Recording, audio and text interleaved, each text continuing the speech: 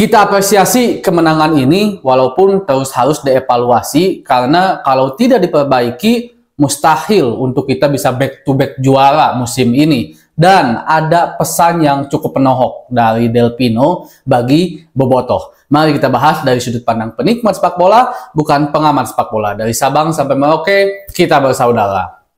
Bobotoh, salam dunia dimanapun kalian berada. Seperti biasa, pertama-tama saya mendoakan terlebih dahulu mudah-mudahan Bobotoh semua selalu diberikan kesehatan dan juga diberikan kelancaran dalam mencari rezeki yang halalan dan thayyiban. Amin ya Allah ya rabbal alamin. Pertandingan semalam, pertandingan yang alhamdulillah banget kita udah bisa berhasil memutus rangkaian hasil seri di 3 pertandingan terakhir.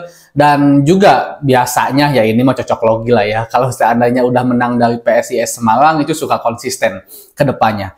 Kemenangan ini jelas kemenangan yang harus kita apresiasi untuk semua Bobotoh. Tidak terkecuali Bobotoh yang kemarin meneriaki Persib butut. Yang dianggap oleh beberapa Bobotoh juga hanyalah oknum yang hanya ingin menang nak wae dengan Persib Bandung. Tidak ada ketika Persib sedang berjuang untuk terus mendapatkan pundi-pundi kemenangan. Dan semalam juga ada hal yang cukup berbeda setelah after match, yaitu di mana Persib Bandung tidak mengelilingi stadion untuk mengucapkannya semacam terima kasih kepada para penonton di stadion ya. Ini ada beberapa tanggapan. Tanggapan yang pertama, dianggap Persib Bandung mungkin kecewa kepada oknum Bobotoh yang di pertandingan sebelumnya meneriaki Persib Bandung butut, yang itu ramai sekali diperbincangan di kalangan kita ya selaku Bobotoh. Ada juga yang menganggap kalau kita harus berpikir positif karena Persib Bandung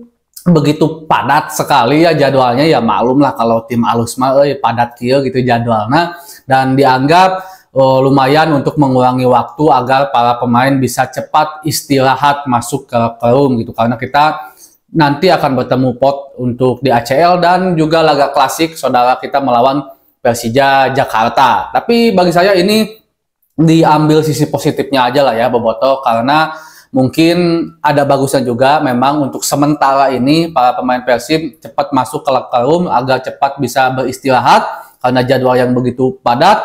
Dan untuk pendapat yang kedua juga di sisi lain, anggap juga kalau Persib Bandung ya mereka sedikit kecewa lah kepada para Bobotoh yang mungkin sebelumnya ya melakukan perkataan yang dianggap kurang pantas gitu, dan itu semoga menjadi perbaikan lah ke depannya gitu kan. Dari segi permainan Persib Bandung seperti judul yang saya berikan, kita menang tapi sedikit agak hambar sebenarnya. Kenapa hambar? Kalau seandainya kita bandingkan dengan permainan King Persib Bandung di musim kemarin, ya jelas ini masih sangat jauh, sangat jauh, karena kan tim itu ada yang menang karena alus, ada yang menang karena mainan sebenarnya tak alus-alus ting. Nah, Persib Bandung semalam kalau bagi saya, jika dilihat dari bagaimana skuad yang ada, jika dilihat dari nama besar Persib Bandung, jika dilihat juga dari bagaimana permainan Persib Bandung di musim kemarin, ya Persib main kurang bagus semalam. Walaupun alhamdulillah kita menang, yang jelas itu harus diapresiasi kerja keras semua, manajemen, pelatih, pemain, begitu juga kita Bobotoh yang selalu mendukung dan mendoakan Persib Bandung.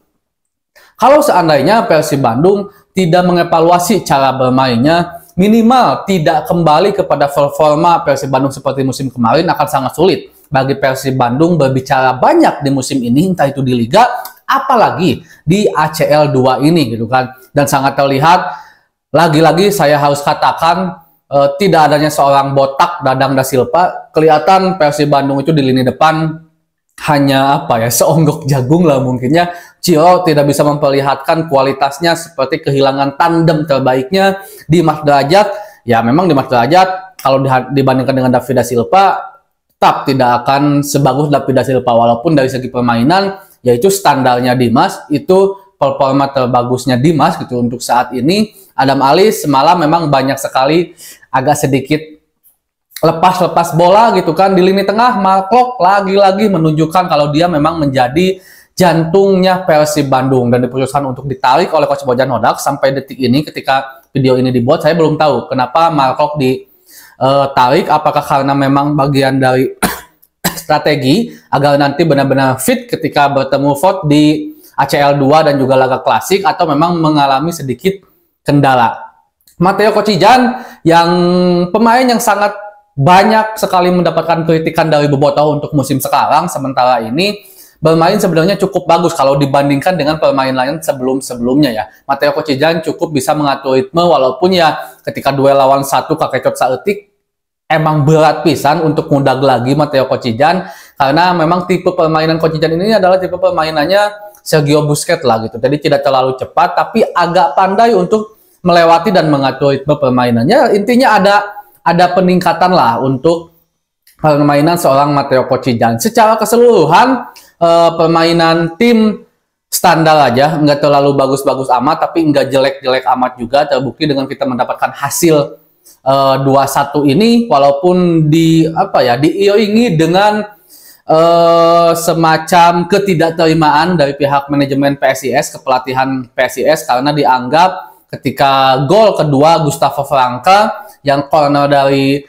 sang mahkota Del Pino gitu kan dianggap tidak corner katanya karena hakim garis menyebutkan itu tidak corner, tapi ya tetap keputusan utama itu ada di wasit tengah, wasit utama yang memutuskan itu corner. Nah itu yang menjadi semacam ketidakterimaan dari pihak PSIS sampai detik ini, dan mungkin kartu merah yang berujung kartu merah pelanggaran kepada Dimas, mereka menganggap itu seharusnya bahkan tidak pelanggaran katanya ya, bahkan tidak pelanggaran. Tapi itu udah terjadi, kita apresiasi wasit, kita apresiasi para pemain juga, kita juga respect kepada PSIS Semarang. Intinya Persib Bandung kalau seandainya ingin berbicara banyak di Liga 1 sekarang dan juga ingin berbicara banyak di ACL 2 ya jelas kita harus benar-benar mengevaluasi apakah bentuk evaluasi itu dengan merubah taktik, dengan memperkaya taktik, karena seperti yang saya sebutkan sebelumnya, dengan taktik seperti ini